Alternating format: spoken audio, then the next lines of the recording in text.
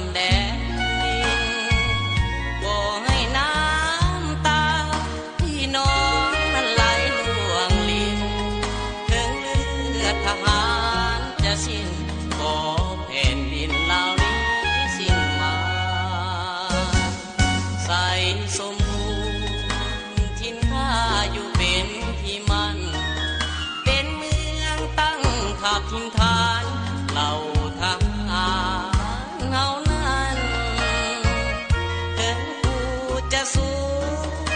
หน้าผาที่นั่นจะสั่นข้ายังบ่เคยได้หวั่นต่อหมู่มารผู้มาหาวีอยู่จอมภูผาลมพัดมา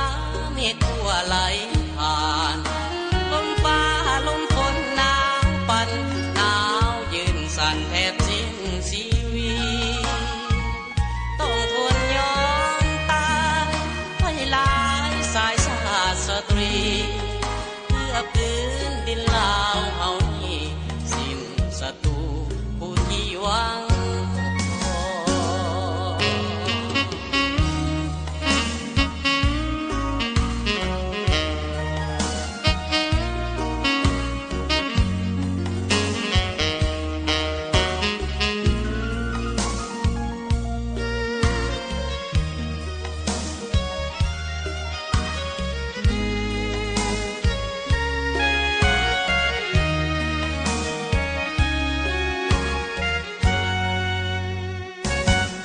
ใส่สมบูรณ์ทินข้าอยู่เป็นที่มั่น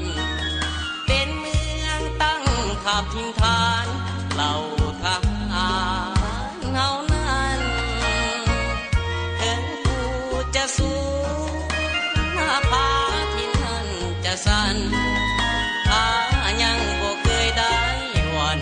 ต่อหมู่มารผู้มาหาวีอยู่จอมภูผา